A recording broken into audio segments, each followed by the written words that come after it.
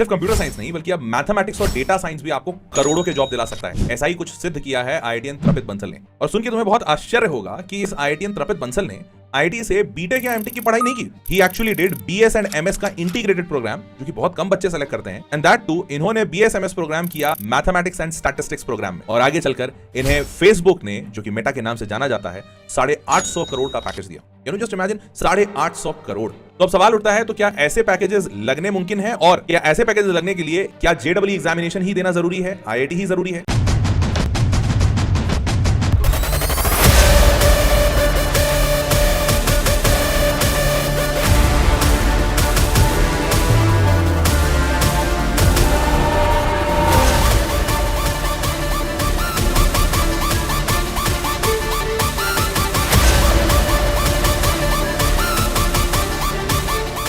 देखो, इसका सीधा सा जवाब इस डेटा में छुपा है। हर साल हमारे देश में 14 लाख से ज्यादा जेईई एस्पिरेंट्स आईआईटी के लिए फाइट करते हैं, लेकिन इन 14 से 15 लाख बच्चों में से मात्र 2.5 लाख बच्चे जेईई मेंस क्वालिफाई करके एडवांस के लिए एलिजिबल होते हैं। इस 2.5 लाख में से भी आईआईटी की सीटें मात्र 18,000 है। और वहीं कंप्यूटर साइंस, डेटा साइंस ऐसे सीटों की बात करें तो वो महज 5 से 7,000 है। तो फिर ऑल्टरनेट ऑप्शन क्या है? तो ऑल्टरनेट ऑप्शन बिल्कुल है, और वो है CUET, common university entrance test. और यही जवाब है उस सवाल का जो मैंने आपसे पूछा था कि क्या ऐसे पैकेजेस लगाने के लिए सिर्फ जेईई करना ही इकलौता ऑप्शन है?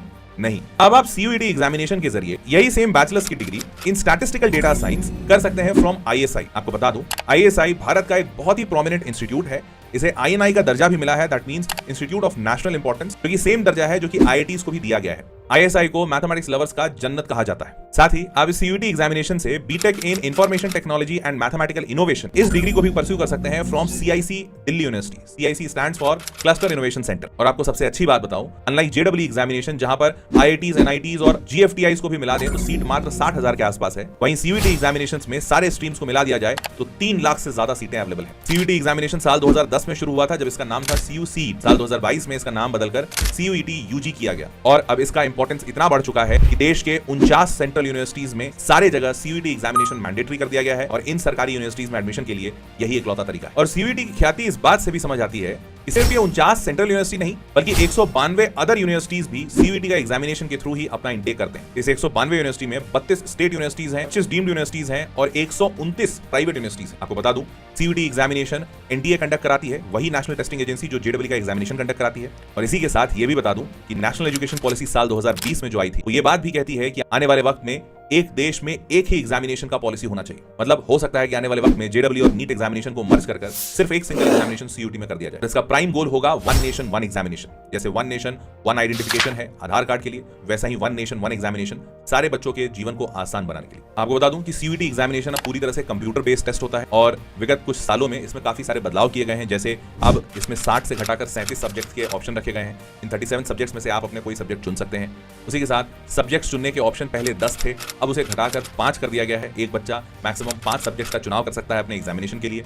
इस 5 सब्जेक्ट में आप लैंग्वेज के सब्जेक्ट रख सकते हैं, एक जनरल एप्टीट्यूड का सब्जेक्ट रख सकते हैं और अपने डोमेन के कुछ सब्जेक्ट रख सकते हैं। जनरली एक इंजीनियरिंग एस्पिरेंट अपने लैंग्वेज में इंग्लिश का चुनाव करता है, जनरल एप्टीट्यूड टेस्ट का एक गैट पेपर रखता है और 3 डोमेन के सब्जेक्ट जहां फिजिक्स, केमिस्ट्री और मैथ्स रखता है। हालांकि ये कोई रूल नहीं है, आप अपने हिसाब से इन सब्जेक्ट्स का चयन अलग भी कर सकते हैं। आपको बता दूं कि आप जितने भी सब्जेक्ट का चयन करते हैं उन सारे सब्जेक्ट्स का एग्जामिनेशन 1 घंटे का होगा। उस 1 घंटे में 60 सवाल आपसे पूछे जाएंगे, जिनमें से 50 सवालों का जवाब आपको देना अनिवार्य है। और इसी के साथ एक और बड़ा बदलाव किया गया है CUET में बच्चों के जीवन को आसान बनाने के लिए, और वो ये है कि बच्चा 12वीं में चाहे जिस भी स्ट्रीम में पढ़ाई कर रहा हो, वो CUET में अपने हिसाब से नया स्ट्रीम चुन सकता है। मतलब हो सकता है आपने 12वीं में फिजिक्स, केमिस्ट्री, बायो लिया हो, लेकिन आगे चलकर आपको बायो अच्छी नहीं लगी हो और अब आप मैथमेटिक्स में शिफ्ट करना चाहते हैं, तो आप CUET में फिजिक्स, केमिस्ट्री, मैथ्स का चयन कर सकते हैं और इस एग्जामिनेशन को देकर अपने आगे के कॉलेजेस चुन सकते हैं। और वाइस वर्सा भी इसमें ट्रू है। अब बात करते हैं मार्किंग स्कीम की। तो CUET एग्जामिनेशन में हर सवाल MCQ होता है। हर एक सवाल में 4 ऑप्शंस होते हैं। सवाल सही करने पे आपको 5 नंबर मिलते हैं, गलत करने पे -1 की नेगेटिव मार्किंग है और अगर आप अटेम्प्ट नहीं करते हैं तो 0 मार्क्स। एग्जामिनेशन अलग अलग समय पर अलग अलग सब्जेक्ट्स के लिए जाते हैं, तो ये आपको रजिस्ट्रेशन के बाद पता चलेगा कि आपका एग्जामिनेशन का शिफ्ट कौन से दिन आया है। इसके बाद आपको बता दूं कि CUET का एग्जामिनेशन 3 सेक्शंस में बटा हुआ है। एक सेक्शन को लैंग्वेज सेक्शन कहते हैं, दूसरा सेक्शन डोमेन सब्जेक्ट्स का होता है और तीसरा सेक्शन जनरल एप्टीट्यूड या जनरल अवेयरनेस का होता है। पहले लैंग्वेज के सेक्शन में से आप कोई भी लैंग्वेज चुन सकते हैं जो आपके पसंद का हो, लेकिन डेटा यह कहता है कि भारत में सबसे ज्यादा लोग इंग्लिश लैंग्वेज का चयन करते हैं एग्जाम देने के लिए। ये संख्या 10 लाख से ज्यादा की है। लेकिन सेकंड हाईएस्ट हिंदी में मात्र 2 लाख एप्लीकेंट्स होते हैं। और गेस कीजिए थर्ड हाईएस्ट लैंग्वेज कौन सा होगा। थर्ड हाईएस्ट लैंग्वेज है संस्कृत, जिसमें 8,900 एप्लीकेंट्स के आसपास साल 2024 में पाए गए थे। अब इसी तरीके से डोमेन सब्जेक्ट्स की बात करें तो इसमें आपको 23 सब्जेक्ट्स चुनने का ऑप्शन मिलता है। इन 23 में से आप कोई भी अपने चॉइस का सब्जेक्ट ले सकते हैं। पर डेटा की माने तो केमिस्ट्री चुनने वाले करीबन 7 लाख से ज्यादा बच्चे थे साल 2024 में, फिजिक्स चुनने वाले करीबन 6.25 लाख थे, और वहीं मैथमेटिक्स चुनने वाले करीबन 4.5 लाख के आसपास बच्चे थे। बाकी बायोलॉजी में यह संख्या करीबन 4 लाख के आसपास थी। और 5वें नंबर के पड़ाव पे था economics with around 2 lakh aspirants. और सेक्शन 3 है जनरल एप्टीट्यूड टेस्ट का, जहां पर सिर्फ एक ही पेपर होता है जनरल एप्टीट्यूड का। आपको बता दूं साल 2024 में सीयूटी एग्जामिनेशन में करीबन 13.5 लाख बच्चे अपीयर हुए थे। आने वाले सालों में पूरी उम्मीद है कि यह संख्या और ज्यादा बढ़ जाएगी। तो अब बात कर लेते हैं इस एग्जामिनेशन की एलिजिबिलिटी क्राइटेरिया की। तो देखिए सीयूटी एग्जामिनेशन में आप 12वीं पास होने चाहिए या फिर आप उसी साल 12वीं अपीयर कर रहे होने चाहिए। इस एग्जाम में एज लिमिट कोई भी नहीं है। हाँ, आप जिस यूनिवर्सिटी में अप्लाई कर रहे होंगे सीयूटी के थ्रू, उस यूनिवर्सिटी की अपनी कोई एज लिमिट क्राइटेरिया या कोई और 12वीं के मार्क्स की क्राइटेरिया हो सकती है, वो आप चेक कर लीजिएगा। और इसके लिए हमेशा ऑफिशियल वेबसाइट का इस्तेमाल कीजिएगा, दैट इज cut.nta.nic.in, जो कि सीयूटी का ऑफिशियल वेबसाइट है। और इसी में अगर /universities कर देते हैं तो उसमें आपको सीयूटी से मिलने वाले सारे यूनिवर्सिटीज की पूरी लिस्ट और उनकी डिटेल्स मिल जाएंगे। और इनफैक्ट ये आपके लिए इसलिए भी जरूरी है क्योंकि आप जब यूनिवर्सिटीज के बारे में पता करेंगे तभी आपको ये पता चलेगा कि कौन सी यूनिवर्सिटी कौन से सब्जेक्ट्स की रिक्वायरमेंट करती है। जैसे कि BHU जो कि बनारस हिंदू यूनिवर्सिटी है, यहाँ से अगर आपको BSc मैथमेटिक्स में करना है तो आपको फिजिक्स, केमिस्ट्री और मैथमेटिक्स का पेपर सीयूटी में देना होगा और इसी PCM के मार्क्स के बेसिस पे आपका एडमिशन या मेरिट लिस्ट बनाया जाए। वहीं अगर आपको दिल्ली यूनिवर्सिटी से BCom ऑनर्स करना है तो उसके लिए आपको कोई भी एक लैंग्वेज पेपर देना होगा, उसके साथ मैथमेटिक्स या अप्लाइड मैथमेटिक्स देना होगा और डोमेन सब्जेक्ट से कोई भी 2 डोमेन सब्जेक्ट आपको चुन के उसके एग्जाम देने होंगे। और मोस्ट ऑफ द कॉलेजेस में BBA प्रोग्राम्स में जनरली जनरल एप्टीट्यूड टेस्ट मांगते हैं और कॉमर्स का एक सब्जेक्ट मांगते हैं। अब इस एग्जांपल से आपको ये क्लियर हो गया होगा कि अलग अलग कॉलेजेस में सब्जेक्ट की रिक्वायरमेंट अलग अलग होती है। तो आप अपने मन पसंदीदा कॉलेजेस की रिक्वायरमेंट जरूर चेक कीजिएगा ताकि सीयूटी में वही सारे सब्जेक्ट्स आप चुन सकें। अब मन पसंदीदा कॉलेज की बात हुई है तो आप जरूर सोच रहे होंगे कि सर कुछ टॉप के कॉलेजेस आप ही बता दीजिए ताकि हम उसे अपना मन पसंदीदा कॉलेज बना लें। तो देखिए कुछ 6-8 कॉलेजेस के नाम मैं बता देता हूं। इसमें 8वें नंबर पे मैंने रखा है हेमवती नंदन बहुगुणा गढ़वाल यूनिवर्सिटी, जो कि पौड़ी गढ़वाल डिस्ट्रिक्ट में है, उत्तराखंड में। इस यूनिवर्सिटी में जाने के लिए आपको सीयूटी में मैथमेटिक्स, फिजिक्स और केमिस्ट्री, IT या बायोलॉजी जैसे किसी एक सब्जेक्ट को चुनना पड़ेगा। अब 7वें नंबर पे मैंने रखा है सेंट्रल यूनिवर्सिटी ऑफ कर्नाटका को। वो इसलिए क्योंकि कर्नाटका काफी प्रोग्रेसिव स्टेट है और बैंगलोर के यहाँ होने की वजह से बहुत सारी अपॉर्चुनिटीज भी खुलती है। इस कॉलेज में जाने के लिए सीयूटी में आपको मैथमेटिक्स, फिजिक्स और केमिस्ट्री का चयन करना होगा डोमेन 2 सब्जेक्ट से। 6ठे नंबर पे है बाबा साहेब भीमराव अम्बेडकर यूनिवर्सिटी, जो कि लखनऊ उत्तर प्रदेश में है। यहाँ जाने के लिए आपको सीयूटी में कोई एक लैंग्वेज सब्जेक्ट लेना होगा और डोमेन सब्जेक्ट में फिजिक्स, केमिस्ट्री, मैथ्स होना अनिवार्य है। 5वें नंबर पे है सेंट्रल यूनिवर्सिटी ऑफ हरियाणा, जो ये महेंद्रगढ़ शहर से 10 किलोमीटर दूर जाट नाम के एक गांव में है। और यहाँ जाने के लिए सीयूटी में आपको मात्र 2 सब्जेक्ट्स की आवश्यकता पड़ती है, एक है मैथमेटिक्स और दूसरा है फिजिक्स। 4थे नंबर का कॉलेज है महात्मा गांधी सेंट्रल यूनिवर्सिटी, जो कि बिहार के मोतिहारी शहर में है। इस कॉलेज में जाने के लिए आपको मैथ, फिजिक्स के साथ केमिस्ट्री या IT में से कोई एक सब्जेक्ट का चयन करना होगा। वहीं 3रे नंबर पे मैंने रखा है doctor APJ Abdul Kalam technical university को, जो कि फेमसली जाना जाता है AKTU के नाम से।